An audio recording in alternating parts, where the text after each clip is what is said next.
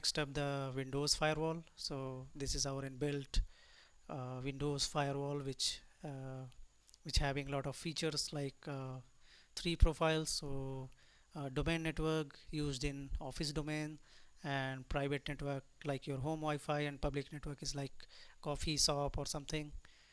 So each can have the firewall turn on and turn off. So I have all the necessary firewall on and rule setup in my computer. So what it does, so it controls traffic using rules. So we can create multiple rules, like if an app is trusted, it get allowed, and if not, it get blocked. So example, first time you install the Chrome or Zoom, window firewall will pop up and asking allow this private or public network. So that's the firewall deciding if the app should talk to the internet or not.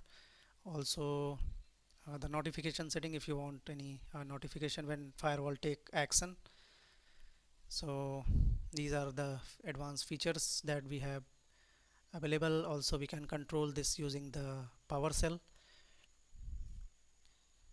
So PowerShell have some inbuilt module available for firewall. So you can see the NetSH advanced firewall, and show all profiles. So this is going to show all the three profiles that we discussed earlier, and the firewall policy is on for all three profile, and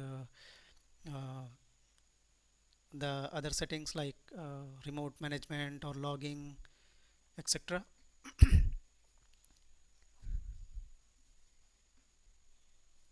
The task manager,